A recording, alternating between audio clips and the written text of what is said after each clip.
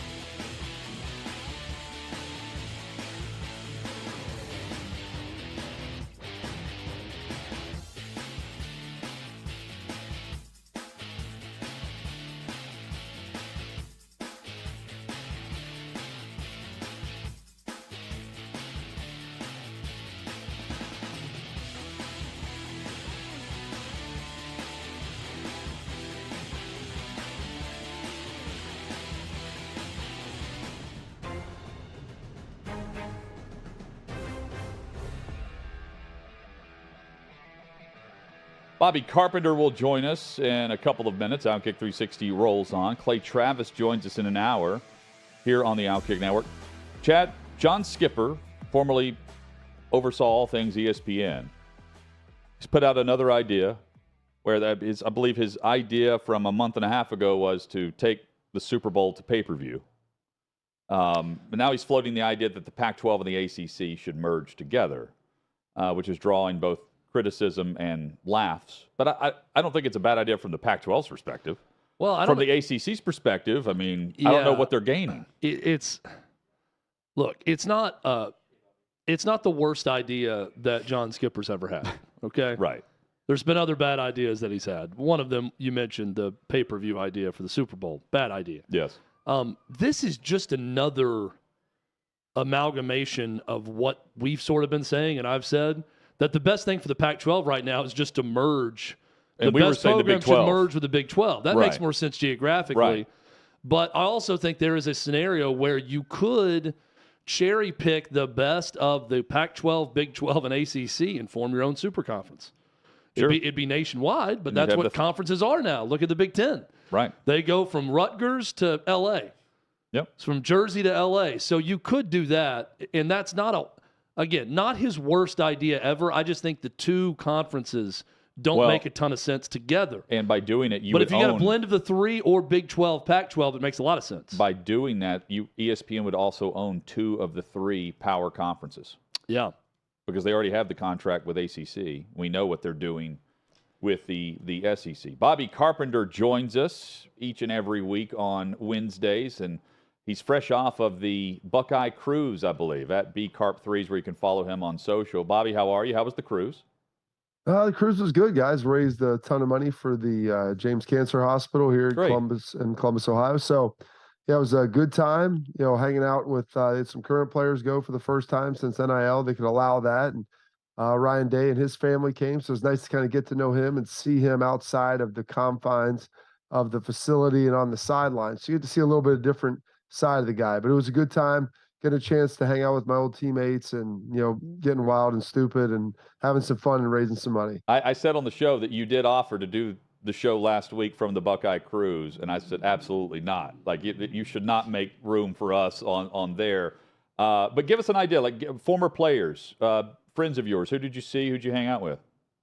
So, it started about 16 years ago, and we were like the young dudes. I was my second year in the league, or after my second year, we put this together. And originally started by, Chris and Stephanie Spielman, Chris's late wife, who passed away from cancer. Is a way to kind of raise some money and raise like $100,000 the first year. Now he raised $4.3 million, in this round alone. But I got my guy, AJ Hawk, Anthony Schlegel, guys who I played with, Raekwon McMillan, who's up with the Patriots now. Zeke Elliott's, been coming every year. Oh, goodness. We had current players. We had Tommy Eichenberg, Steele Chambers. Oh, goodness. Paris Campbell, who's still playing with the Colts. Just trying to roll through everybody. We've got some older guys that come through. Tom Kuzno, who's around my dad's age as well. But there's usually about, 15, probably 20 to 25 former players that come on. And it's a really good time. And you generationally get to know some guys that have been doing it for a while, and whether they're 10 years older than you, 20 years older than you in some cases for me. And now I'm getting to meet, get to know the guys that are 10 years younger than me and 15 years younger than me, which has also been a real treat. Do you take turns dotting the I each night as a different Ohio State Buckeye legend? I mean, what are the festivities like in terms of the program for when you get together? Are you on a stage? Are you singing the fight song? How does that go down? So, they do different stuff every year, kind of depending on who's coming on and what they're going to do. And we'll have like a college football forum that we've done with a lot of the guys that work in the media. Dustin Fox, who calls games with ESPN, and he's been on in the past. Joshua Perry, who works with Big Ten Network in Bally's, he was on this year. So you get myself, I'll usually moderate and do some of that. And then they have like get to know your teammate, or how well do you know your teammates? So they had that with all the current players that were on, the 5 guys who are on from that. And then they have like a Q&A where Ryan Day sat down with Herb Street. Kirk was on this year, and he's been on probably about half of them, maybe 2/3. So he talked with him a little bit about the state of college football, NIL, where's everything going.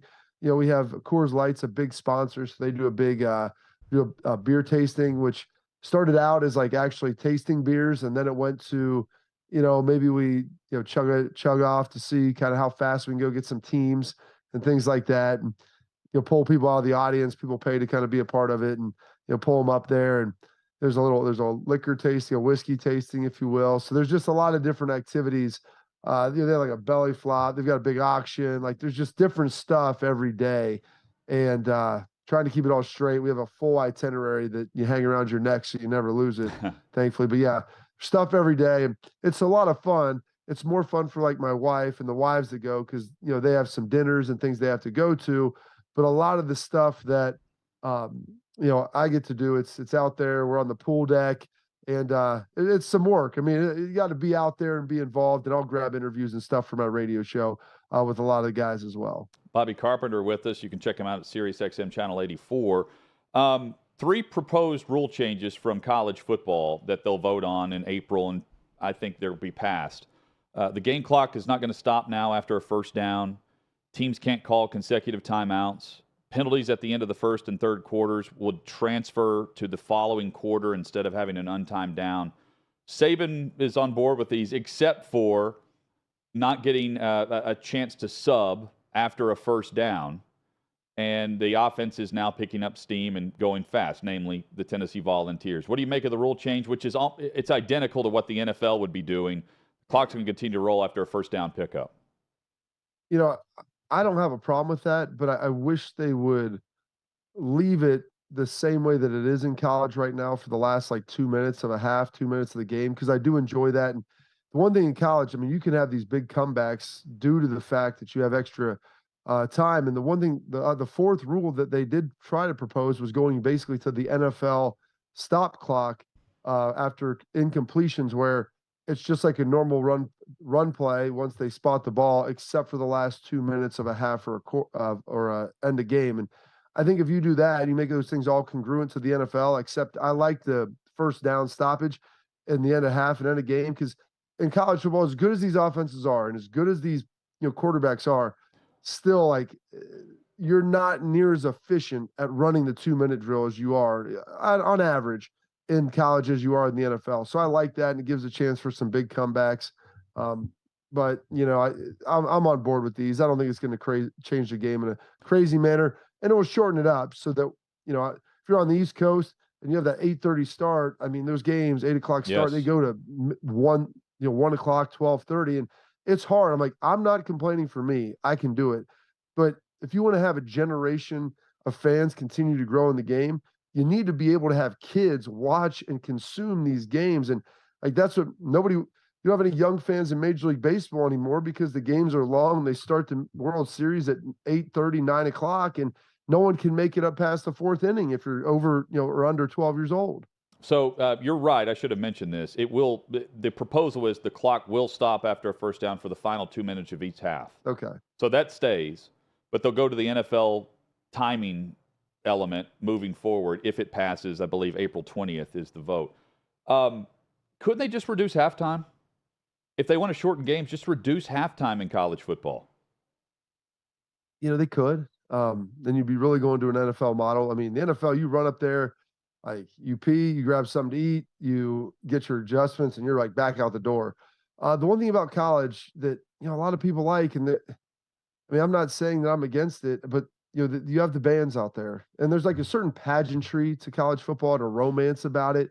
And if you strip those things out of it, I mean, you're really just an NFL light, which is we're close to that now. But I don't care where you go. Like there's a different passion, whether you're at Ohio State, Alabama, Tennessee, Michigan, Penn State, Florida. Like there's just something different about it when you see, the Seminole rides out, and you're at Florida State down there, and you got the spear, you're spiking in the ground. Same stuff going on at USC. Like those things are cool. And to me, that's why I fell in love with college football. And I don't want it to just simply become the NFL 2.0. So listening and reading a lot of NFL Combine coverage, and most of it's on the quarterbacks, these are a couple things I've heard about C.J. Stroud, most of them all positive, but two negatives about him, Bobby, and I want you to react to these. One of these is that he doesn't have any improvisational skills. He's very much an on-time, on-schedule quarterback that is not creative with his game. The second thing is that he was bad against Michigan the last 2 years. This is honestly something I've heard, that people have a problem. You remember the knock on Peyton Manning coming out of Tennessee, couldn't beat Florida. That was it. That was the only team he'd lose to most of the time, but he couldn't beat Florida, couldn't deliver in the big game. That's been a knock that I've heard on C.J. Stroud. What do you think about both of those criticisms? We'll start with the second one first. I think beating your rival is important. I think Peyton had a pretty good NFL career. I don't think that inhibited him significantly. Won a couple of Super Bowls and, very successful. People may say maybe that's why he wasn't as successful in the playoffs as maybe he could have been. I don't know. I think the one thing I look at, like, how did he play in those games? And I don't think CJ played particularly bad. He was not the reason they lost. Now, I don't think he elevated his game, to a ridiculous amount to be able to come back and win. So you could say that, but he wasn't necessarily someone that went out there and went 2 for 25 with 3 interceptions, and everybody else is playing good, and that's the reason they lost. So I don't have a big deal part about that. And then, also he did play really well against Georgia. I mean, yes. And that goes kind of the improvisational skills. He didn't run a lot at Ohio State, and that's something, believe me, that fans were very upset about. All they wanted was a guy that could throw after JT Barrett. And then you get Fields, and Fields is kind of the best of both. And then now CJ, who is more of a pocket passer. But I watched him pull it down against Georgia, and make some big runs at the end of the game, especially that final drive. I watched him buy time and throw the ball down the field, which he does a really good job of. So I don't fully understand that second one, or the first part that we were talking about, that you addressed there. You know, in the Michigan game, I mean, that's part of it. But I would rather have a guy that can throw on rhythm and maybe can't improv as much versus a guy that has to improv everything. Because as you see those guys at the next level, now what they do is, hey, we'll just leave you in the pocket, and we're not going to let you get out of the pocket, and we're going to force you to play from there. And you have watched guys now struggle if they can't go and move outside and buy time. Which quarterback would you want of the four that everyone's discussing in the first? Gosh, I mean, a little bit depends on kind of how you want to play. I would honestly, I know that these guys are supremely talented and they look great in the workouts, but like I'm putting Will Levis and Anthony Richardson in another category, because Will Levis has some really good skills, and I've watched him play well, but I've also watched him play pretty poorly at times. Mm-hmm. And Richardson, like, the guy had more interceptions than touchdowns heading into the month of November this year. And you're talking about drafting him in the top 10. Like, I'm not saying that he couldn't become a good quarterback, and he's not one of the most physically gifted guys you're going to find. But man, like, they're comparing him to Cam Newton. Cam Newton saddled up an average roster and won a Heisman and a national trophy, or a national championship. Like, that he's no way in that category. At least he hasn't shown it yet. So it comes down to your preference of CJ and Bryce, and your tolerance for maybe a guy who's not all that big, because that's the problem with Bryce. I mean, he's about $180 and he's 5'10". Like, he's not a big dude. Do you believe that he can handle it? He's more athletic, but he's a little smaller. And then you have CJ, who's bigger, taller, more stout, maybe doesn't run quite as much, maybe doesn't have quite the leadership skills that you see with Bryce. I don't know. People I've heard that come out as well. But I don't know. Like, I personally lean on the guy that's a little bit taller, that throws a really good ball. And not that I don't think that Bryce could have a good career, but I wouldn't say I'm not concerned for the guy. But I mean, when you're 5'10" and 180 pounds and you get hit by a big defensive tackle, it's not going to be Alabama. I mean, they're going to get pressure on him, and that's going to be tough. And I just hope if he stays healthy, I think he'll have a great career. I just don't know if he's going to be able to play 16, 17 games a season. Bobby, do you buy that Arch Manning is in an actual QB competition with Quinn Ewers at Texas this spring, or is this an easier transition to have Ewers start for a year, bolt for the NFL, and then have Arch Manning start in year 2? I think this might be lighting a fire under Ewers a little bit. Kid's incredibly talented, but he does have some mechanical issues. He needs to get cleaned up, and that's really just coming down to consistency and working at it. And if he does, I think he would be a better option than Arch Manning right now. This will be his 3rd year in college, and he has a full season starting under his belt. But, if he's going to try to throw off his back foot and do a lot of things that, sometimes you have to do, but you don't necessarily need to do it every play. And Arch is going to come in there. He's going to learn the playbook fast. He's going to be fundamentally sound. If he's physically able to do it, I mean, I think there could be a real battle, because you can't fool the room. And if Ewers doesn't have those leadership skills, if he doesn't grab control of this thing in the spring and this lingers into the fall, I would say the longer the competition goes, the more it's going to be leaning to Arch Manning, because that means there's guys that you can see buying into him, and they might want to follow him, given the fact that he's probably a little more consistent, maybe just has a bigger personality that seems like more of a leader. So we know the most desirable programs left in the Pac-12. There's 2, Oregon, Washington. A lot of talks about them having maybe the opportunity to go to the Big Ten at some point. If that happens, Bobby, and things disintegrate, how valuable is Arizona, Arizona State, Colorado, and Utah? Because those are the 4 programs rumored that they may be together in some sort of move to the Big 12. What kind of value do you see in those 4 programs? Oh, I mean, Colorado, especially if Deion's there and what they've done, and heck, they were in the Big 12, so there's that natural relationship. The Arizona schools would give them access into a growing market. That Phoenix market is growing. Arizona is growing as a state. There's more players there now, and it would give them some visibility in a big market there. In Utah, they packed the house, man. Like, they may not be the biggest TV market in the world, but they care about college football. There may not be a ton of players there, but they seem to recruit and develop guys off the West Coast as well as anybody. Like them and TCU, if you look at them a decade ago, they were wandering in the wilderness, trying to find a home. And now all they did was play for a national title. And then Utah ultimately is winning the Pac-12 back-to-back years. So I think that there is some of that going on where they are a valuable asset and a valuable commodity. Bobby Carpenter with us. So let's hypothetically say there's a franchise quarterback that's available, and all you have to do is give up 2 first-round picks in exchange for signing him to an offer that the other team doesn't want to match. Well, Baltimore's allowing teams to do that, but apparently no one's interested in Lamar Jackson.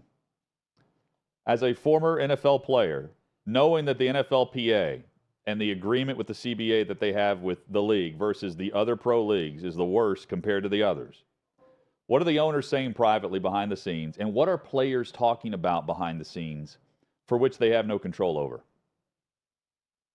I think they're talking about the fact that he wants the Deshaun Watson deal, and nobody's going to be willing to give that to him. And does he deserve it? I mean, the guy's won an MVP based upon market value. He should probably get it. Like, I'm a little disappointed that, we'll see what Joe Burrow does. And problem is, Mike Brown, their family's not the wealthiest in the world. You have to escrow all those dollars if you ultimately, guarantee it. Now you still have to write a check for it. So that's a big check. And they're probably one of the least wealthy, I guess you could say, ownership groups.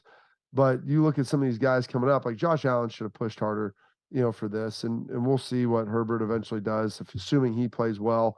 But somebody, they got to say, listen, I want a 4-year guaranteed deal. And this is what it's going to be. And it's going to be $50 million a year. And it's a take it or leave it situation. The problem with Lamar Jackson is, he does it a little bit of a different way in the fact that he can run, and that makes some people uncomfortable. But he's still really young. He hasn't missed that many games.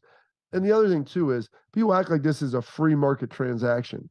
For someone else to sign him, they still have to give up 2 first-round picks. So it's not like, hey, nobody's willing to sign Lamar. They don't think he's any good. That's right. Nobody wants to sign him, pay him, and then also give up elite draft capital. But I look at Atlanta. Atlanta was in the mix for Deshaun Watson.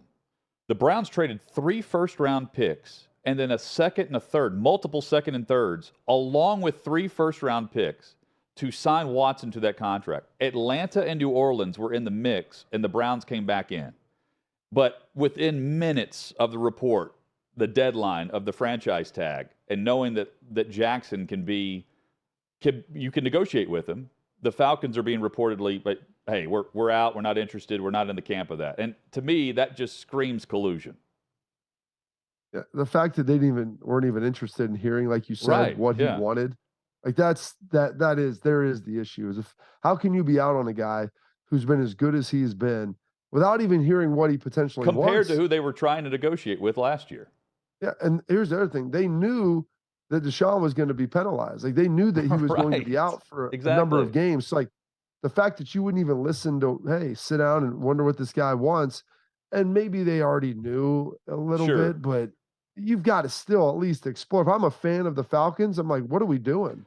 Yeah. Like, let's go see if we can get this guy. Well, this is where I think Lamar Jackson has played this perfectly until now. This is where I think he needs an agent, because the agent can be the spokesperson for him in this moment, because he doesn't do anything like that. And there's no information out there except from individual teams, not the player. And that's the problem. Like you said, he has nobody working those back channels for him and talking to people in the media and leaking out, what has been offered, what it ultimately looks like, and this and that. And then everybody this stuff happens. Like, well, he's reportedly been offered this, or they've reportedly offered that. And like, well, look who's saying it. Look at the relationships, and what incentive does that have to get out there? And, if he came out, and it's tough for a player to advocate publicly for yourself. It's very hard. But if he came out and said, hey, I just wanted the same deal that Deshaun got. I think I'm a better player than he is, or just as good. I think people would probably say they'd respect that a little bit, but nobody truly knows exactly what he wants because it hasn't really been out there and been pushed. And that is the problem when you represent yourself, is that if you do get into a free market situation, it's tough to be able to figure out what's going on. Because let's be honest, if Lamar had an agent, coming out of the combine, he would have had a very firm idea of what's Right. going on. Whereas Lamar isn't at the combine. He's not meeting with all these teams about other players. It's a great point. Bobby Carpenter, you can follow him on social at BCarp3, SiriusXM Channel 84 with Bobby and Jacob Hester. You can check them out there.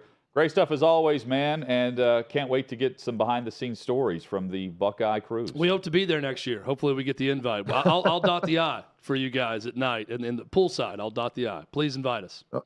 It'll be great. You guys would have a blast, I'm telling you. Hey, hypothetically, had you joined our show last week, what would be the state of mind during this time right now where you were a week ago? Ooh, it depends. Wednesday. You going down a slide or something? It wouldn't have been bad because my wife got off the next day. So it was the last day I got to spend with her. And I was like making sure that I wasn't like a drunken mess heading to dinner, because that's the problem. Like when you go into dinner and you're already a wreck, like coming out of it, it's a bad situation. Then it's just sleepy time at that point after dinner. Yes. It's like, all right, well, now I'm done. Again, great. He always is loyal to the show. We appreciate I hope it. those Goldschlager shots were worth it. Yeah. Hope you Real had piece fun. of gold. Hope Real it was flakes fun. of gold. Thank you, Bobby. Thanks, guys. Coming up, Chad has seen Creed 3, and we get the non-spoiler version. I told you about my movie theater experience earlier. Now I'll tell you about the actual movie. Chad's Creed 3 review, non-spoiler version, next on Outkick 360.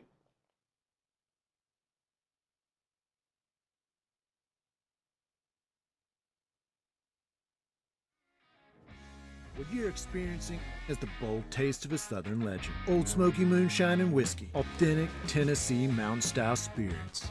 We believe in crafting flavors that were born from tradition but defy expectation.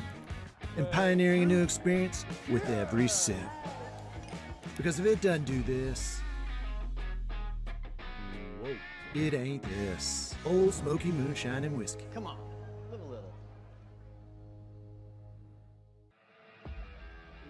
Welcome into Outkick the show. I am Clay Travis, your fearless leader. I am going to continue to argue that sports is one of the great unifying forces in all of American life. ESPN is a sinking ship. Democrats are now the party of the white, woke college graduate. So the higher that number can be, the better you are with the committee. It's really that simple. You gotta lean into the turns.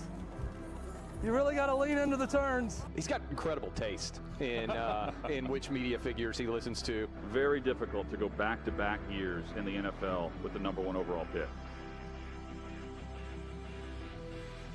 I've been out of LA long enough to have forgotten that libs, no matter how ridiculous the scenario, are gonna live. Another week of inflation, another week with Biden with COVID, and another set of losers to crown. People don't watch the WNBA on TV, in person, on a plane, on a train, on a bus, or on purpose. The scary thing, Tommy, is in the history of this government, I've never seen them give anything back that they've taken. Oh no, they never do. And they won't. Why are we going through Melania's goods? Don't make Brittany Griner out to be some type freedom fighter. Shouldn't there be a little bit of common sense? Let's roll them, big boy. What do you got? They want to find someone to be the face of domestic terrorism, and they want it to be a right-wing Trump supporter. Don't let them entrap you into doing something dumb. But they were hyper-rational. They looked at the data, and they said it makes no sense for me to submit to this COVID shot mandate. Get the shot or you can't go to your brother's wedding. Get the shot or you can't go to your daughter's graduation. Get the shot or else.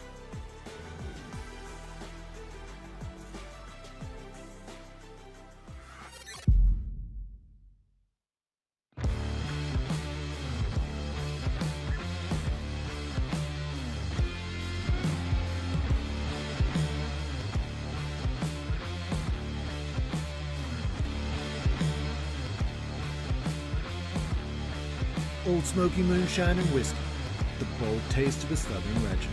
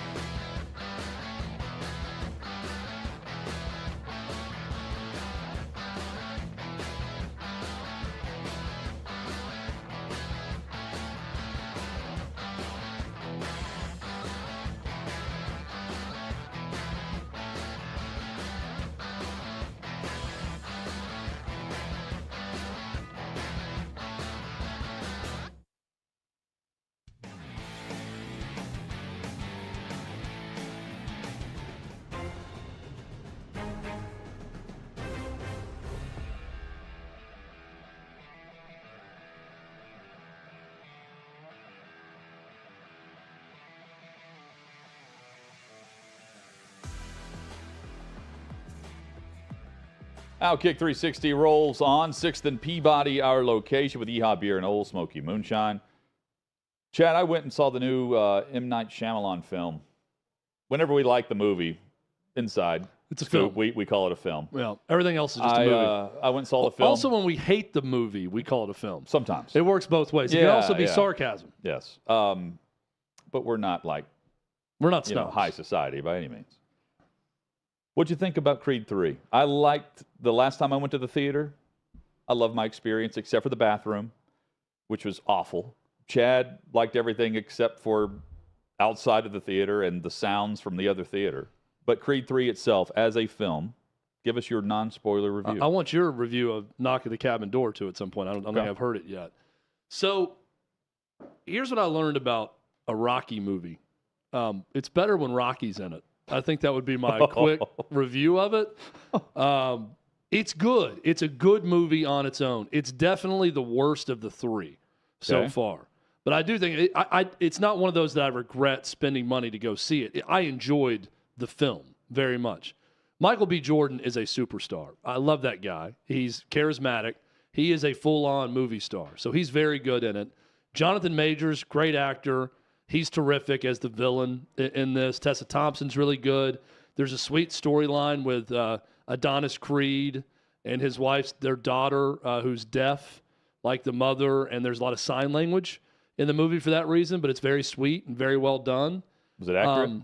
I don't know. I did take American Sign Language at Tennessee, but I don't remember enough to know. But they do go through a lot of sign language in it.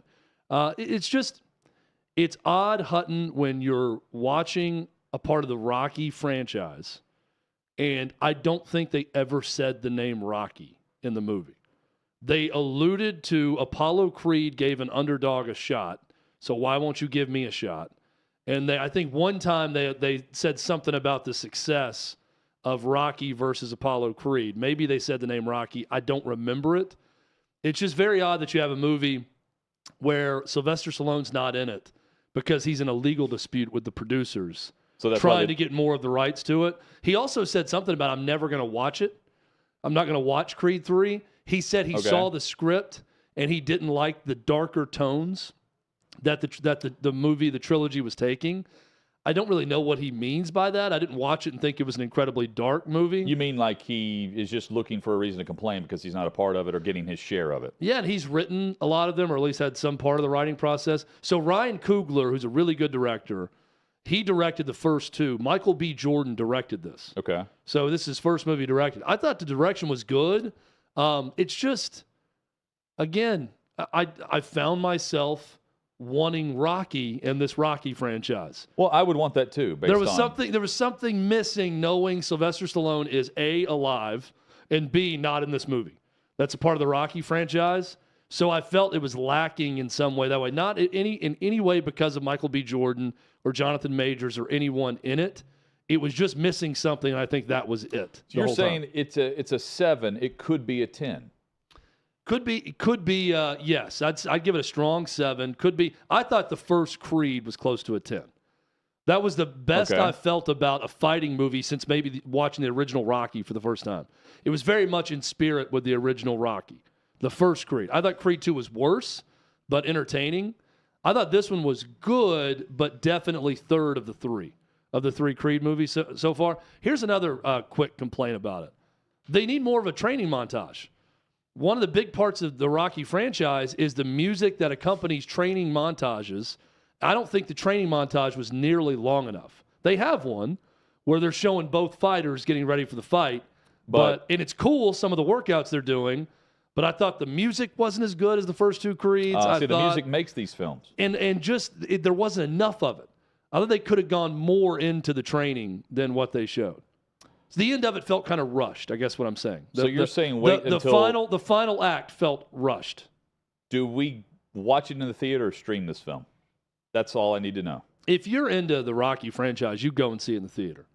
I think if you're just passive, like, I've seen one of the Creed movies, not all, then stream it. You can wait to stream it. But my advice is if you're a fan of the Rocky franchise, this is one you should go to the theater and see. Just don't pick the theater that I did where it takes 30 minutes to get concessions and then you're hearing the musical next door the whole time instead of the emotional parts between father and daughter. Were there sex scenes in this film? There were no sex scenes. Oh. Close. There was the start of one almost, but they didn't show it. You've got Larsa Pippen, ex-wife of Scottie Pippen, who's with Michael Jordan's son, and she's on TV, Real Housewives, saying that she's having sex four times a night. You know, Scotty's got to be sitting there saying, just anyone else's son. But he's also saying, liar. Of all the sons you could have picked, Hutton. That's what I'm thinking to the ex-wife. You had to go with MJ's son? Of all the options out there, of all the gin joints in all the towns, you chose this one just to shame me? Twisting the knife even further, but also BS. The GOAT lives. Is Derrick Henry about to be traded? Details next.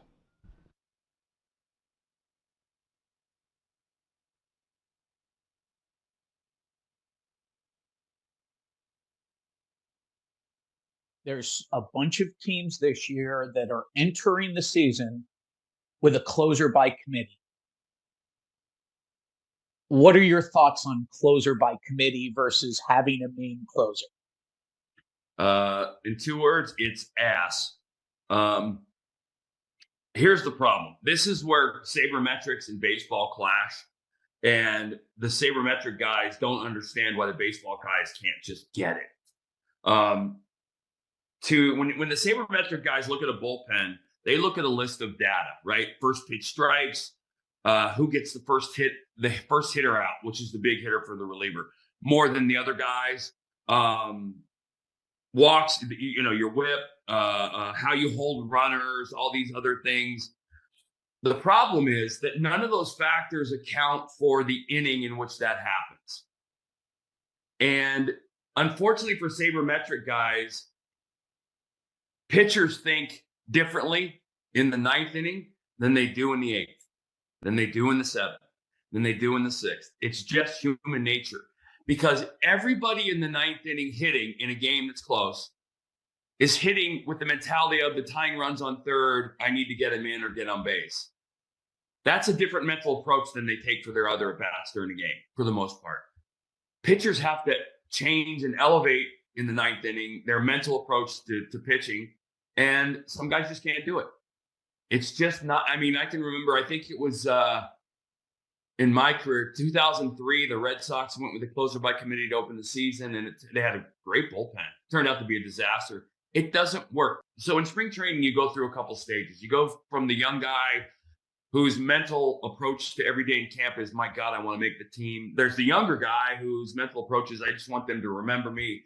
To the guy who's kind of established, to the guy who knows he's going to be pitching opening day and shows up at spring training as your ace and is getting ready. And those guys, those veteran guys that kind of have roster spots secured, you're going to see them pushing and the boundaries and the envelope on every one, especially the pickoff rule. I'm still very curious to see how the pickoff rule. And Bill, when we were talking about it early on, I told you I thought the pickoff rule would be by a landslide the most impactful rule change. I don't know if it's either just not being tested yet, or but this pitch clock is going to have a far bigger impact on hitters than I was thinking.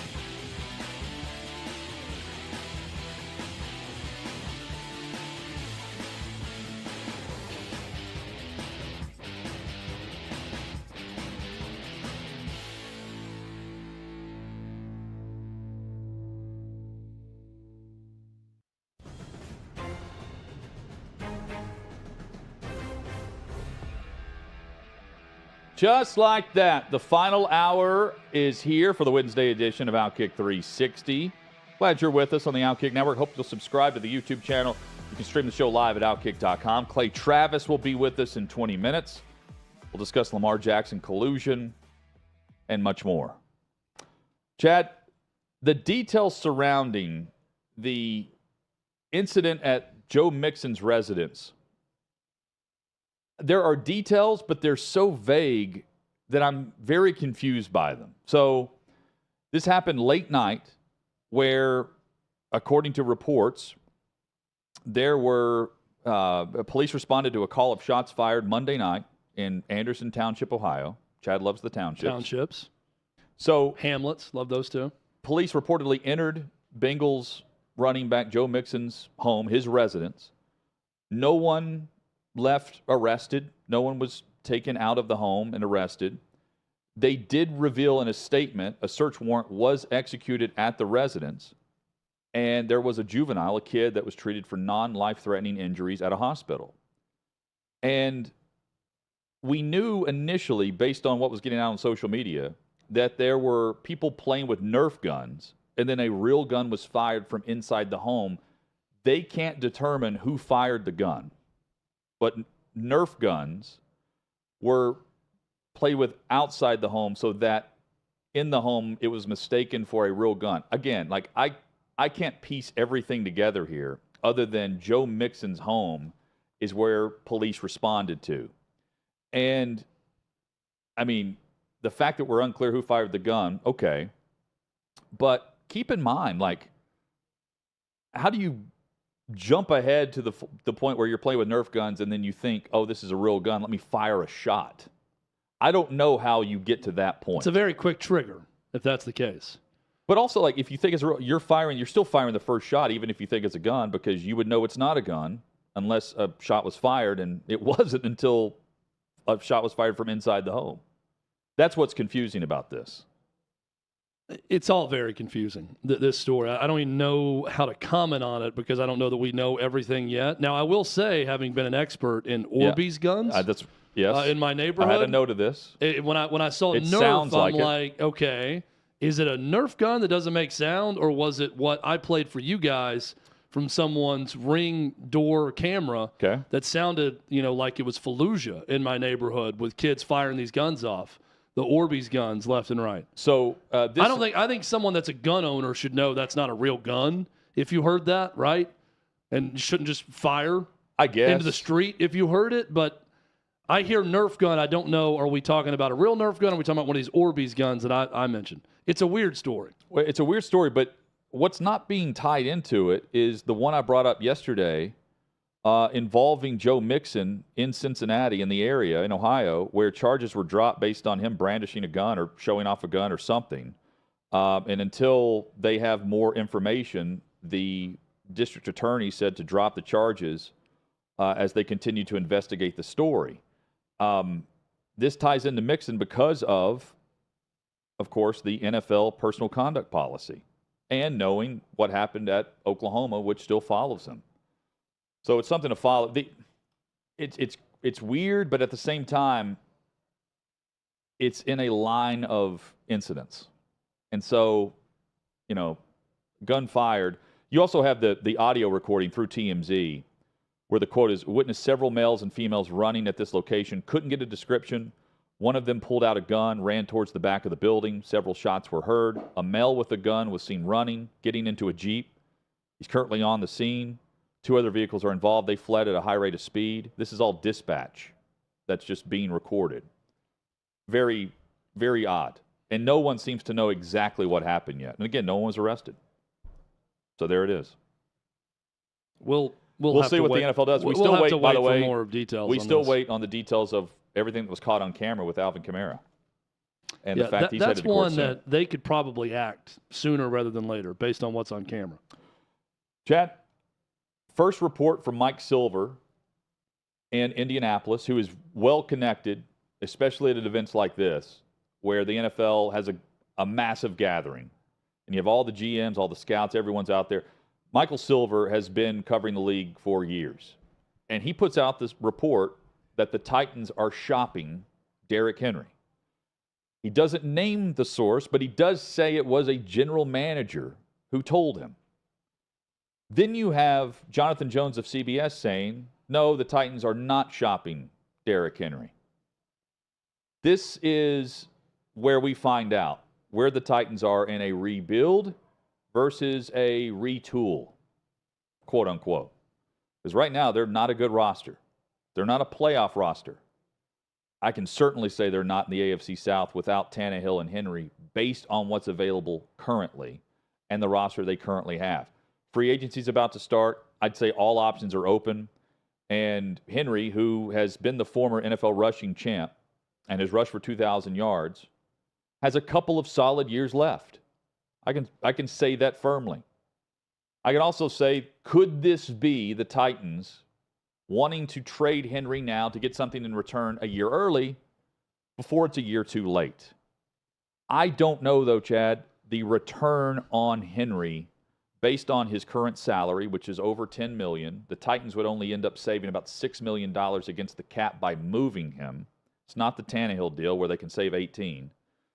And there's a very specific group of teams that would invest in a running back like Henry, meaning that's how we're a run-first offense.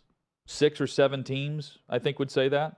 So you've already whittled this down, and now you've got to also say, okay, does it make sense? And what's the return?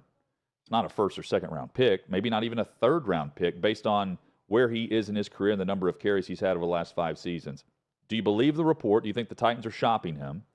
And if so, what's the signal? I believe the report, first off. Mike Silver doesn't get many of these wrong. We've seen him at multiple events. Yep. This is Mike Silver's event. He will be out late into the night with GMs and people around the league. He has sources. He knows. He's talking to different GMs.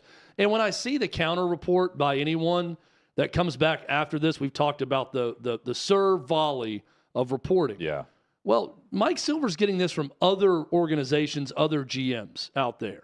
So if someone goes to the Titans, if it's Rand Carthon or anyone else, and says, hey, are you actively shopping Derrick Henry? What do you think they're going to say? No, we're not actively shopping Derrick Henry.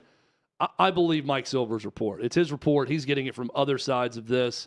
I believe his report. Now, do I think the Titans absolutely want Derrick Henry gone and want to trade him? You're only saving $6 million on the cap. Doesn't make sense financially to really want that to happen that badly. That's right. But if Derrick Henry is an integral part in a trade for the quarterback that you want of the future, that's how you deal Derrick Henry. Well, if you're trading up to 1, you mentioned the Bears being a run-first team, right, Hutton? Mm-hmm.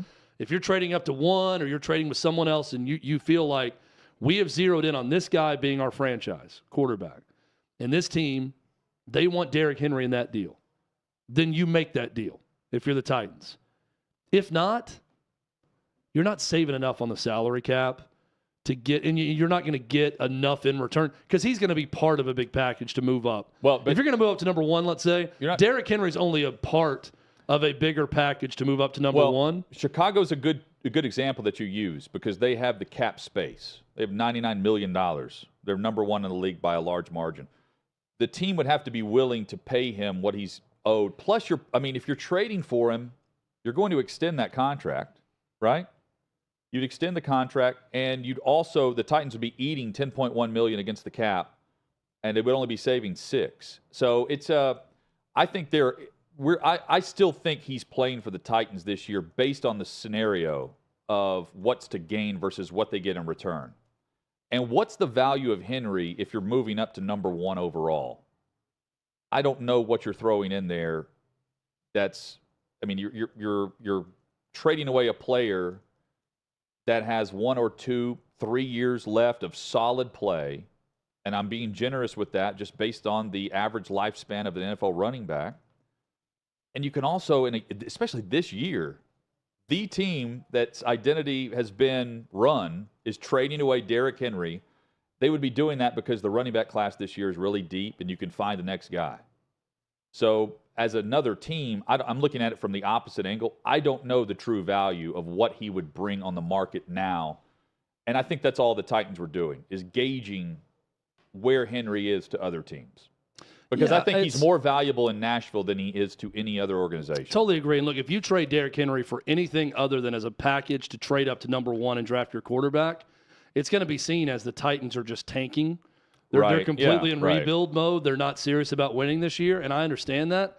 I'll also say if you trade Derrick Henry and what you're going to have to give up to go number 1, you are rebuilding. I'm not saying you're tanking because you got the number 1 pick. You're right. So you're not tanking for a number 1 overall pick and a quarterback. Well, you're now rebuilding around that player. Yes. You have traded up to get your franchise quarterback at that point. So what happens when you get a top pick at quarterback? You're rebuilding, typically. Right. If you're the number 1 overall pick, that's what the Titans would be electing to do. And I'm not saying that's the wrong choice right now because I think they are barely hanging on to any semblance of being competitive at the top of the NFL, and you've got to be really optimistic if you're the Titans or a Titans fan to try to say that this is a team that could compete for a Super Bowl next year. Well, because right now, as it's constructed, it's not. They would be trading away a player that gets a 45% of the touches on offense from last year. Yeah. And they'd be trading away a player that, in terms of yardage, is probably upwards of 40-ish% yardage-wise. I mean, that's their offense. So if they – and we still don't know about Tannehill either. I think every option's on the table for them, though. I think the Titans are a wild card team for a quarterback in the first round. They could be at 11 and take one. Hey, did that report from Phil Yates, did it include the Titans not being interested in Lamar Jackson? No, That's just an example. It did not. It did not. Maybe not everyone is completely out on Lamar Jackson. Maybe the Titans would be interested in that. So this is a bigger topic. That's just an example of they are open for business. But how open, though? Because the NFL salary cap is set to where, and I'm going to have a bigger topic on this later. It's set to where every team is supposed to feel like they have the same amount of opportunity, right? The old 8-and-8 model. Well, that's true until it comes to the escrow and the money that you have to put aside for the money that's guaranteed to a player. And there is really where we see the owners with the have and the have-nots. You've got Dallas is a good example, Kroenke in Los Angeles. There are other owners who have plenty of cash on hand. If you sign a quarterback, for instance, Watson, Haslam, the guaranteed money that's going to be paid out over the duration of the contract has to be set aside in escrow for that player, cash on hand. Not every owner can do that. That's why we've had several guests, including Armando. We brought this up on the show too. Mike Brown in Cincinnati for Burrow. Can they put that money aside? Do they have that cash on hand? Chad mentions here in Nashville, Amy Adams-Strunk's putting up $500 million on the new stadium that's about to be approved and they're about to break ground on. How much cash on hand do they have to set aside for a franchise quarterback? In this scenario, it would be Lamar Jackson. I think that dwindles the amount of owners that are truly in on the bargaining and the negotiation for fully guaranteed money because of that rule. You got to put all the cash aside that you have and guarantee that it's there. You can't just promise it like the Florida Gators and then say it's not there to your quarterback in Rashada. It doesn't work that way. It's not a NIL in the NFL. That's for sure. That's how it should be. I mean, if you're signing a contract, you want assurances that it's there for you when it's time for you to get paid. Some breaking news, Hutton, during this segment. Donna Diatta, who is a writer for the Post-Standard in Syracuse, tweets out, Jim Boeheim is no longer Syracuse's basketball coach. Adrian Autry is. The Boeheim era, after 47 years, is over at Syracuse. Adrian, who's a terrific guy, and a coach Syracuse players respect, gets his shot. 51 years old is Adrian Autry. I looked at this account because I did not know Donna or her work. Over 10,000 followers, verified, writer for the Post-Standard, Syracuse.com, AP voter. And this is Boeheim being told by the university he's not coming back because at the last big story we were discussing him, he just said it's up to the university. Well, he insinuated he had every intention to continue to coach. And within, 3 or 4 weeks, he gives his impromptu, based on the circumstance, impromptu retirement speech at the end of the Syracuse game today. He played and coached there. It's interesting. I need to read. So Syracuse also, Davey sent us this. Thank you, Davey. Syracuse men's basketball posted, thank you, Coach Jim Boeheim. The wording here is important. Yep. A legendary coaching tenure that turned this program into a perennial national power comes to a close after 47 years. That's all they said. Didn't say retire. Action Network then tweeted, Syracuse head coach Jim Boeheim has retired. Associate head coach Adrian Autry will become the new coach. I now need to read Syracuse's official statement to see if they use the word that he retired in the statement. Well, Boeheim said today, I gave my retirement speech last week and nobody picked up on it. But he said it's up to the university now. I mean, that's the point of our conversation now. It's very vague, and the wording matters here. Boeheim was asked if this meant he's retiring. That's up to the university. Follow-up question.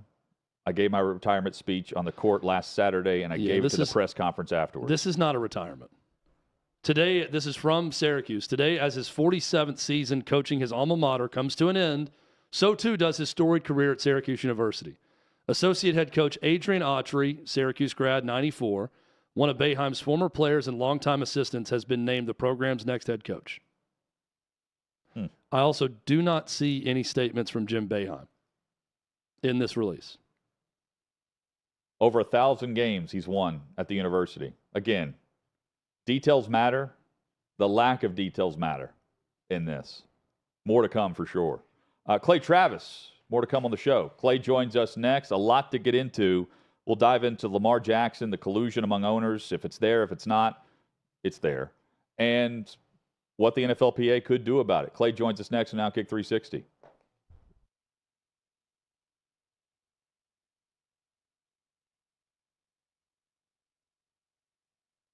Does it feel like we're every single year, it feels like we start things off earlier than the year before?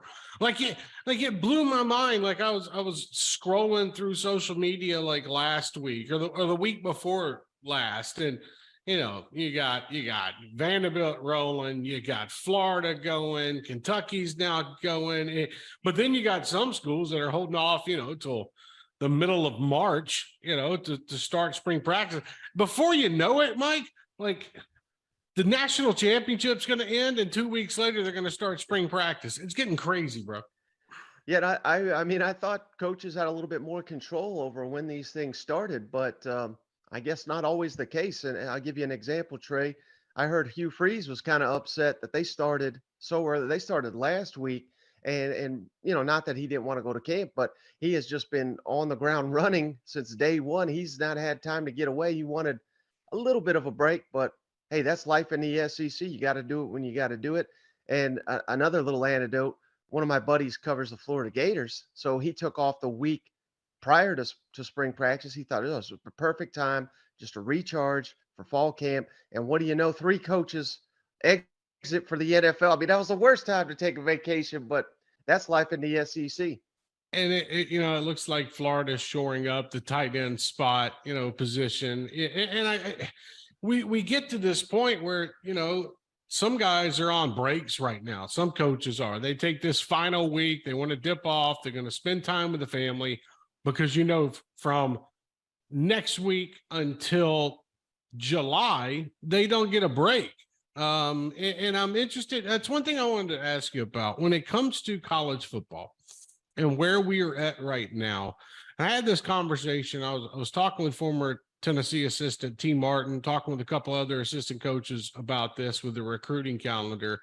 How much change, in your opinion, have we seen? Because I have my thoughts, but I want your thoughts on how much change we've seen when it comes to the recruiting calendar when you add in the transfer portal and you're adding NIL to the conversation. Like, Mike, like these jobs for these coaches have changed in the last 2 years. It's been more added to it. And yeah, they make money. They make good money in the Power 5 level, but job titles aren't the same anymore, brother.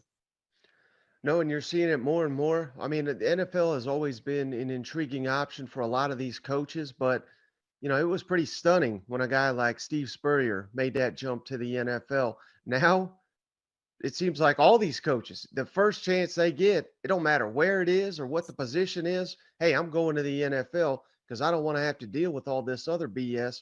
Like you said, the recruiting, the NIL, the transfer portal, and not only having to deal with all that, but having to deal with all of that essentially in the same period. I mean, it's just incredibly wild. I think they really screwed up with this early high school signing period. It doesn't make any sense now. And now that we got the expanded college football playoff coming right around the corner, I mean, we are going to have what is essentially now the signing day, the national signing day, the week of the college football playoff. So how locked in can Nick Saban, Kirby Smart, and them be for recruiting when they will likely have a game in about 3 days to prepare for that is going to determine how successful their season is? I mean, something has to be done. It's hard for me to feel too bad, Trey, for some of these guys making $10-11 million, but they're at the high bar. I mean, there's most of the assistants are doing all the work and they're not getting paid near as much. So yeah, I mean, we're just going to keep losing more and more quality coaches to other things because we're just putting too much on these guys.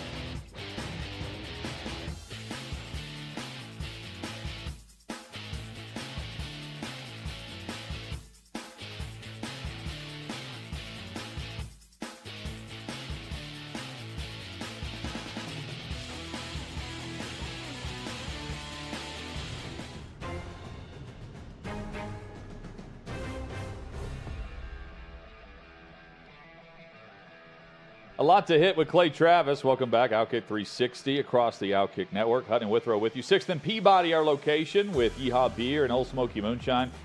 And we say hello to the Outkick founder. Clay, what's up, man?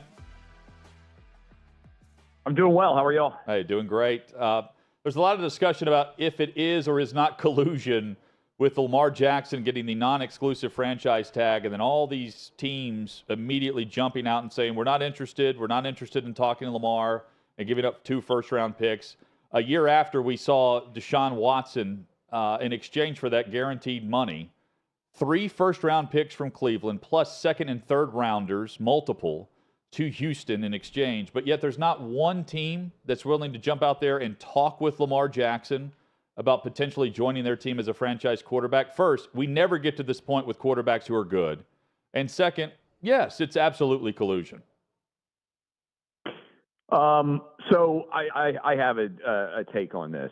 I think, first of all, that both Lamar Jackson and the NFL are behaving, the Ravens are behaving in an utterly rational fashion. By which I mean this. Lamar Jackson thinks that he deserves the same kind of contract that Deshaun Watson got, the same kind of contract that Kyler Murray got, because he thinks he's better than both those guys. And I don't begrudge that. By the way, the 3 highest paid guaranteed money contracts right now in order are Deshaun Watson, are Kyler Murray, and also Russell Wilson. And then Aaron Rodgers is in the 4th slot there for guaranteed money. Now, a lot of times teams announce contracts that are massive dollar figures, but the dollars are not all guaranteed, right? So presumably, and I haven't looked at the specifics of Patrick Mahomes, for example, he got a $450 million contract, but a lot of that money was not guaranteed, evidently. Okay. So I think that the Ravens believe they have offered Lamar Jackson a contract that is bigger or more substantial than what he could get anywhere else. And I think that the failure of Deshaun Watson, Kyler Murray, and Russell Wilson, despite these massive guaranteed contracts, has teams taking pause. And so I actually don't think it's collusion. I don't think it's race on collusion. If it were collusion, that's a crime. So there's no way that 31, in my opinion, NFL teams will all say, hey, we're not going to pay Lamar Jackson what he's worth because we want the Baltimore Ravens to get a deal. If they thought they could get a great deal on a quarterback, every NFL team would do that. They may not want to give up 2 first-round picks and have to guarantee $40 million and also still have the Ravens able to match that dollar figure. I also don't think it's racism. The 3 highest paid quarterbacks guaranteed money-wise of all time are all black. I think there is nervousness about Lamar Jackson's ability to stay healthy. I think there are questions about whether he can be a really good quarterback for the next decade or so. And I understand why he is upset. I also understand why other teams don't want to spend more. And what I would always say is, I've walked away from jobs because they didn't value me as much as I thought they should have. You guys know this. I walked away from 104.5 The Zone, where we used to work back in the day, because they offered me a $20 a day raise.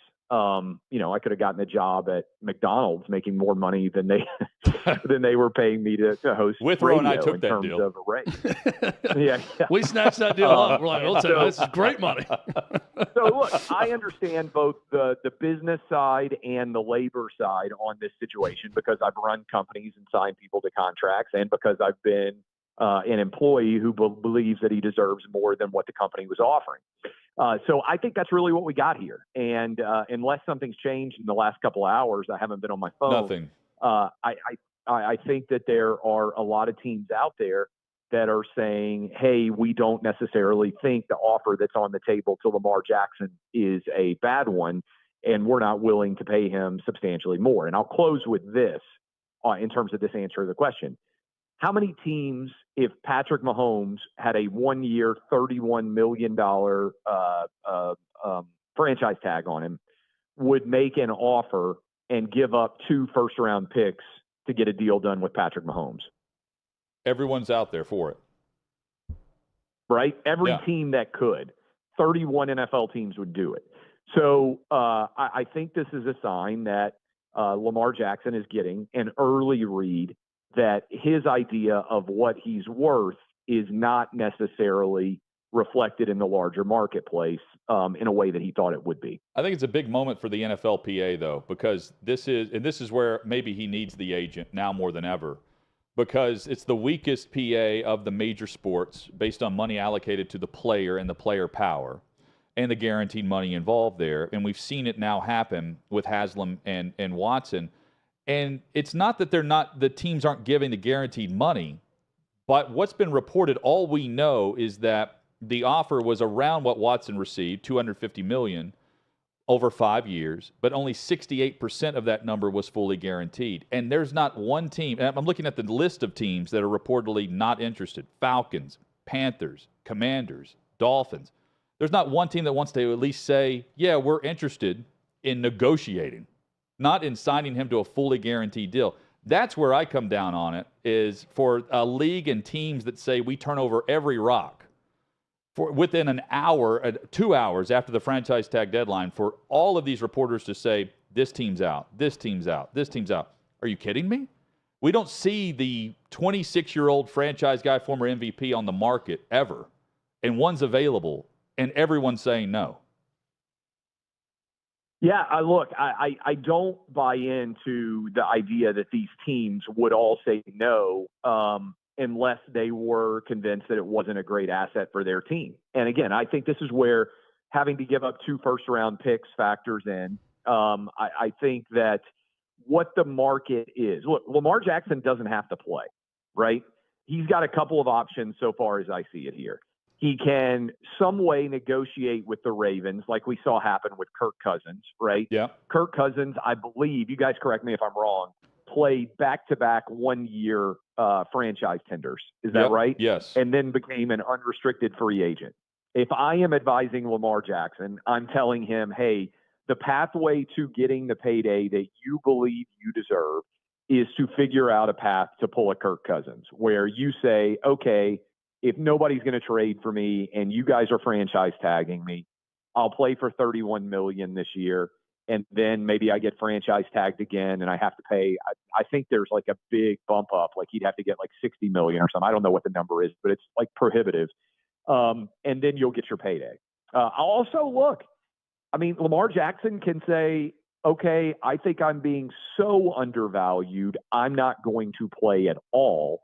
And then that really puts the onus on the Ravens, right? Because we've seen guys sit out before under the franchise tag and decide that they're not going to play. But look, I don't begrudge Lamar Jackson's position because I understand it. He's saying, I'm better than Deshaun Watson. And unlike Deshaun Watson, I haven't been sitting out for a year and a half refusing to play. And he's also saying, I'm better than Kyler Murray. And he probably thinks right now he's better than Russell Wilson. I'm sure Lamar Jackson thinks he's the best quarterback in the NFL. And he should from that perspective, because that's how athletes perform on an elite level. But I don't see the likelihood that teams are colluding against him. I think there's just, look, the NFL is a copycat league. And I think a lot of teams are looking around and saying, boy, I'm glad we don't have that Deshaun Watson contract on the books. I'm glad we don't have the Russell Wilson contract on the books. I'm glad we don't have the Kyler Murray contract on the books. If all three of those guys had panned out and they'd made the playoffs and they'd been in the Final Four, there might be NFL teams saying, hey, this is the route to go win. Yeah. None of those guys made the playoffs. None of them played particularly well. And I think as a result, there's apprehension about essentially handcuffing your team if you do a bad deal with the quarterback.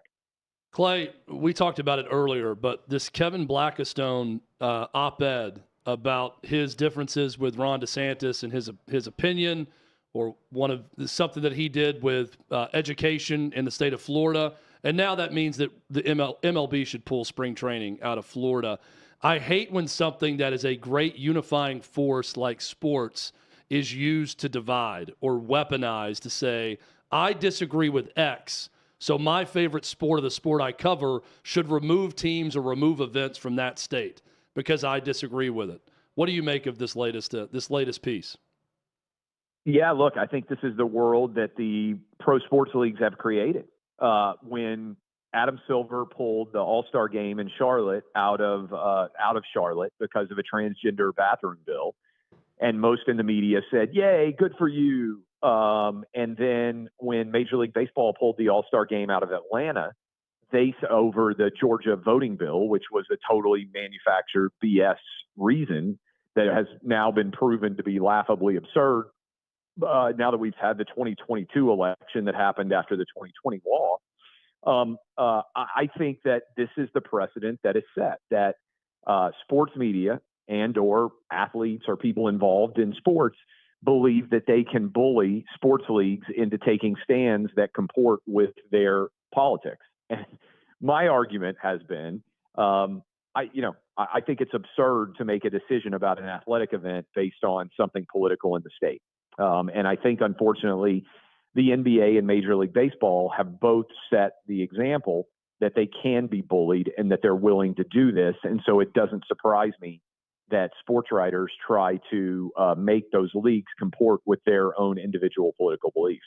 And with that in mind, I mean, the fact that this comes after Kendrick Perkins is going after the same NBA media that he's claiming is racist for voting on the MVP, when we know the NBA media has repeated the tone of the NBA for years now. What does that say for I said this yesterday, Clay, the top story, the only reason we mentioned the NBA yesterday was for Kendrick Perkins on First Take with J.J. Redick. If not for that, the NBA is not mentioned on our show. And it's a sad state when they're attacking themselves. Yeah, look, I think what J.J. Redick did was an important message because it's the first time I can remember somebody going on ESPN and actually saying, hey, a racial controversy argument is total BS. And you almost never see this. Certainly you never see it from a white guy because everybody's terrified of being called racist. And J.J. Redick just went out and basically said, Kendrick Perkins, your argument is crap. And trying to argue that the NBA MVP voters are racist is patently absurd. And I'm paraphrasing, obviously, his argument. And Kendrick Perkins did not have a good answer. And I think it's fair to say that many times ideas like these are allowed to take root. I haven't watched ESPN today, but I'm sure there are the usual ESPN suspects who went on and said, Lamar Jackson's not getting paid more because of racism against black quarterbacks. And you legitimately can just say, well, the three highest paid guaranteed contracts in NFL history right now are all going to black quarterbacks. That directly contravenes your argument. And again, I use the Patrick Mahomes example. Every NFL team would do whatever it took to sign Patrick Mahomes if they could. the narrative you may want to believe is true is not actually true based on the facts. And that's basically what J.J. Redick said. And I think the reason it resonated to such an extent is because the vast majority of American sports fans are aware of this ESPN disease. It's one thing to argue, hey, I don't think X player deserves the MVP, right? That's a debate. That happens every year. And some people will make an argument for one guy. Somebody will make an argument for another guy. You can cite a variety of different data. But saying, oh, the reason why Jokic is going to get the MVP this year is because the NBA MVP voters are racist. I mean, almost all of the MVPs over the last 30 years are black. So you're arguing that they weren't racist when they gave the award to black players, but now they are racist when they give it to white players. And it's a fundamentally broken, not factually supportable argument. And there are a lot of these that happen and have happened over the last decade plus.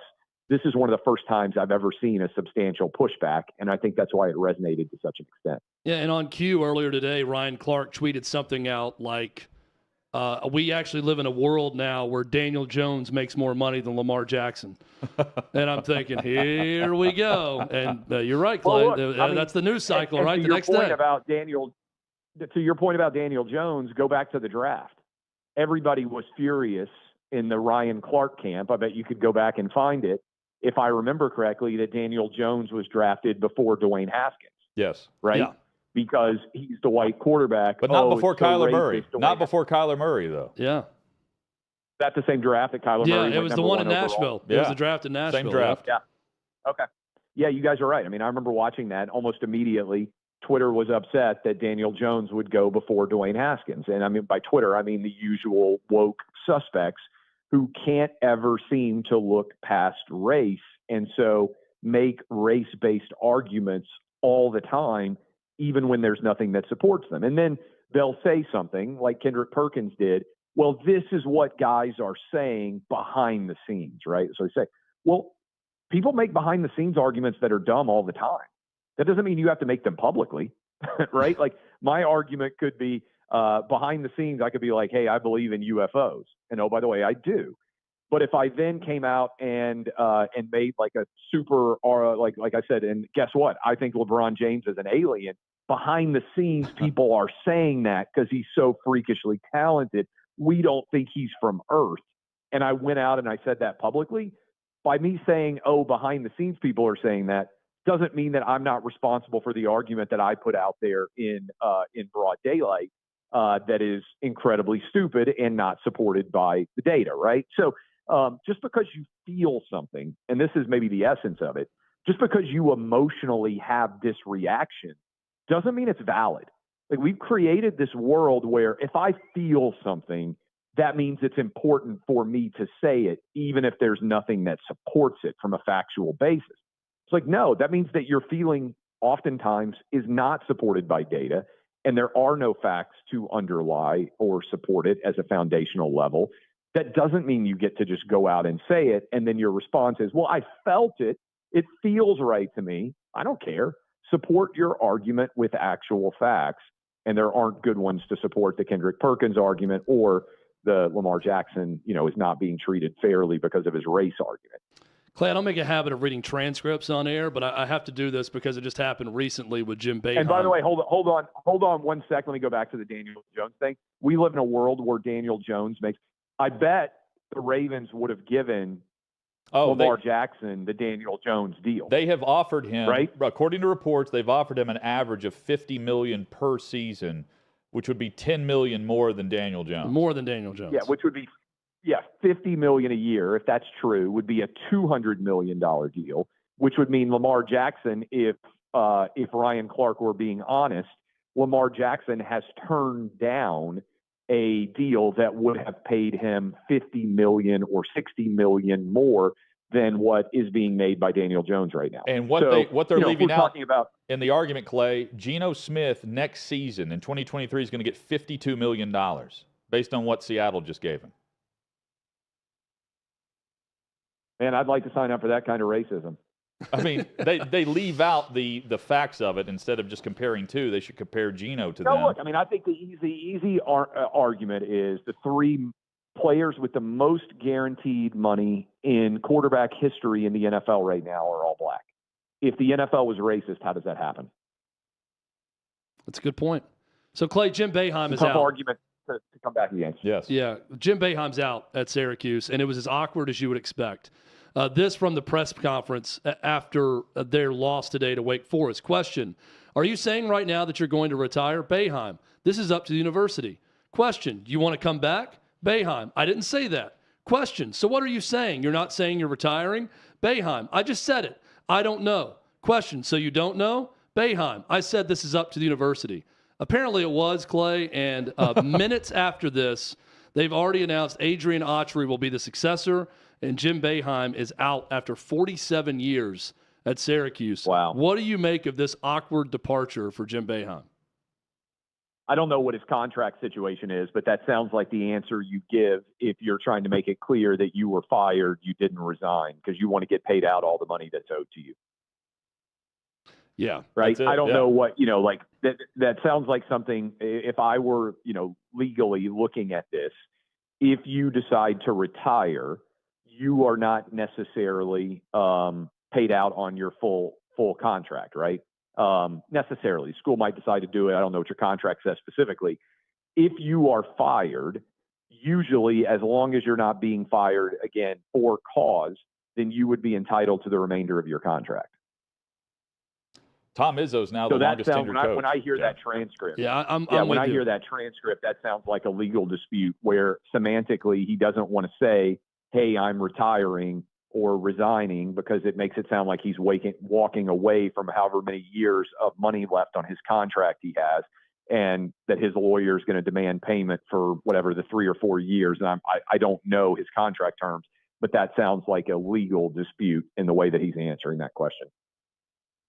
He signed an extension in 2019. That's the first thing that pops up in a search. But, yeah, I'm sure he had years left. And, I mean, at this point, he's going on 50 years at the university. It was a lifetime contract is how you would view it, right? He spent his entire adult life, starting in 1962 as a player at Syracuse. He never left. He went to grad school there. He was an assistant there. He became head coach in 1976 at Syracuse and has stayed the entire time.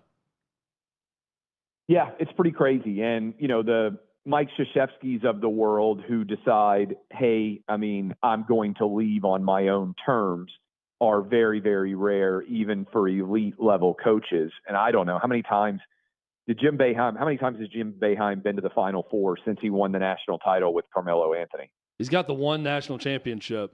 With Final Fours. He made the national championship game against Kentucky in 97 or 96. Yep. I can't think of many other times since then. So my point on it is, nobody ever knows when your apex is. The ride off into the sunset, John Elway, Peyton Manning, Mike Krzyzewski style departures are very, very rare. Jordan, although, I just kind of pretend the Wizards years didn't happen, so that's not a perfect analogy. But to have, an apex championship as one of the final or the final moment in most people's memory for you is very rare. But my sense is most of Jim Boeheim's career since winning that national championship and what would have been 2003-ish that Carmelo won it. Yep. 2013, 2016, Clay. Those are their last two trips to the Final Four after 2003. So he went to the Final Four.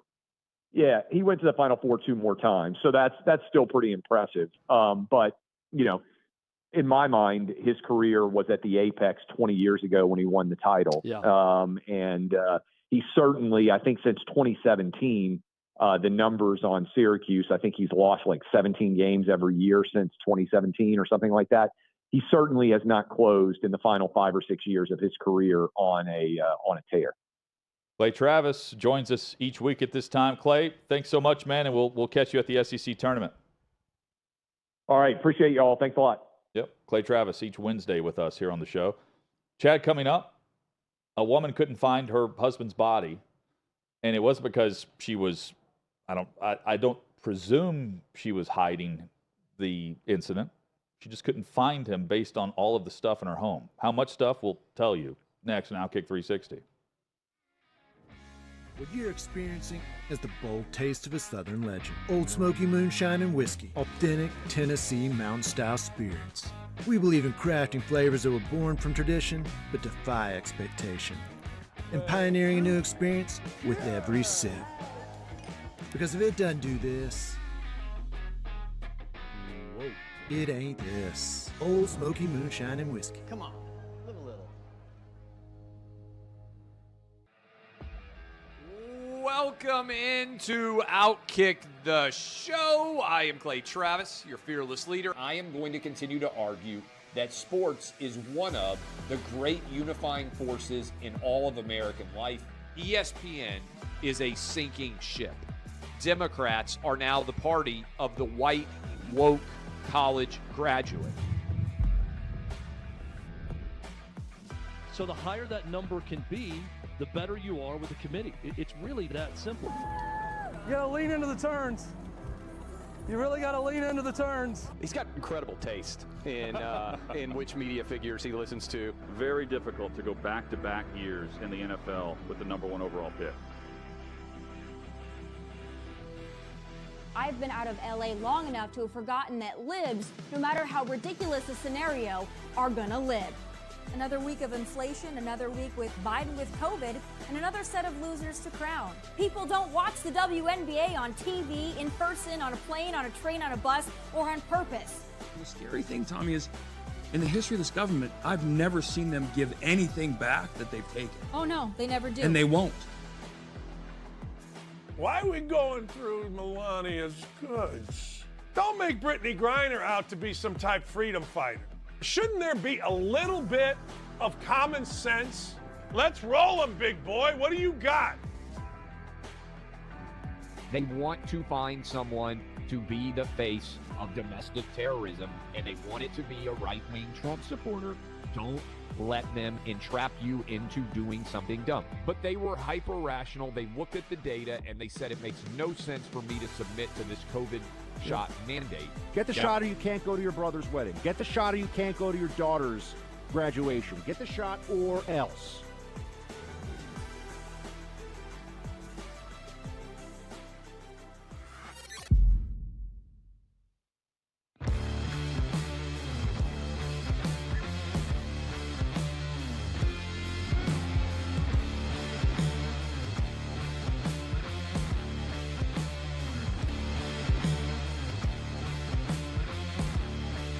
Old Smoky Moonshine and Whiskey. The bold taste of a Southern legend.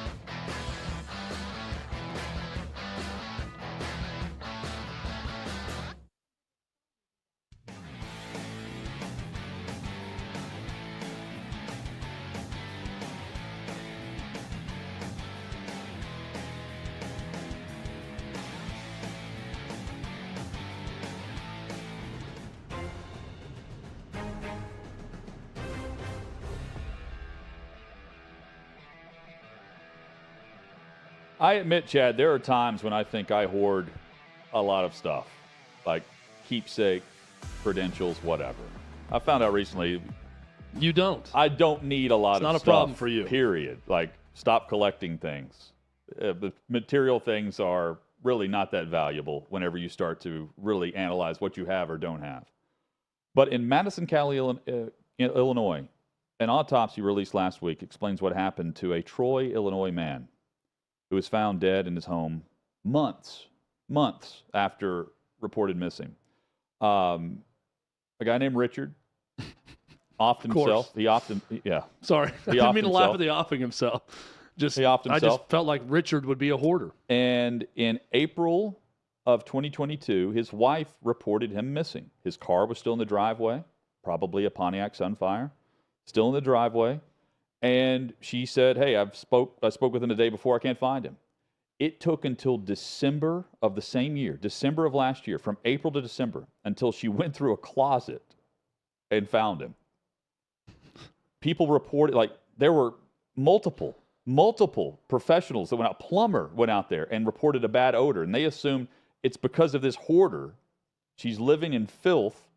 That's the problem with the smell. That's how much stuff she had, to where it covered up a dead body in the home. I'm very skeptical of this story. I don't think anyone really looked that hard. I don't know, man. I mean, I don't know if you were. Did he fall into a ball pit when he killed himself? She found him in a closet. I don't know if you could. I think the excuse from them would be, we can't get swim to the closet. You can't move in this place. How did he get to the closet?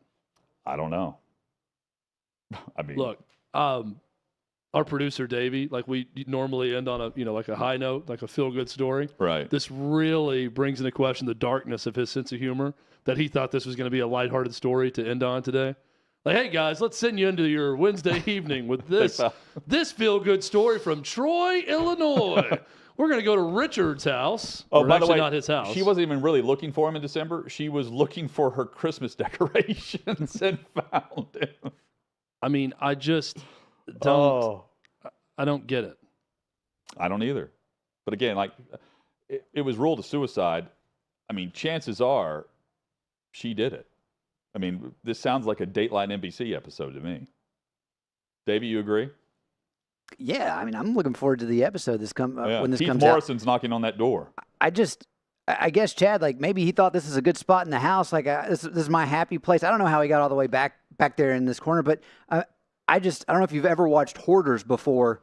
I can't remember which network. It is sad, and the fact these people don't realize like how bad it gets. But I'm amazed at this story. Like, I've seen it across multiple like news outlets at this point. This is just a fascinating story of the human mind, how you can live in such filth, and then it gets to the point to where the smell is so bad in your home. You're used to it. You can't even tell that there's a dead body and a corpse that's been rotting in there for several months. Yeah, you've got problems. Again, not lighthearted, but interesting. Although they were saying like, oh, the body was mummified, so there wasn't any smell at by December. Yuletide cheer. I'm just around. searching desperately for something that we can end on that will make people smile. Chad, you know what makes people smile? It's an interesting story. I'm not complaining about the story. I'm just saying I think it really gets into the mind of Davey. That I think Davey finds this funny. I think he's not letting on. I do find this one funny. I don't think he's finding it as funny as he's letting on. I think he finds it funnier than that. So are you like Vince McMahon? You got to end with the baby face winning at the end, so everyone goes home happy. Yes, Hutton. Let me DDT you right now and end this. Actually, you're the baby face. DDT me quickly. Is everyone smiling based on tonight's matchups in the SEC tournament? Chokeslam. We got to wait till tomorrow for that. Tomorrow there'll be some better matchups. Right.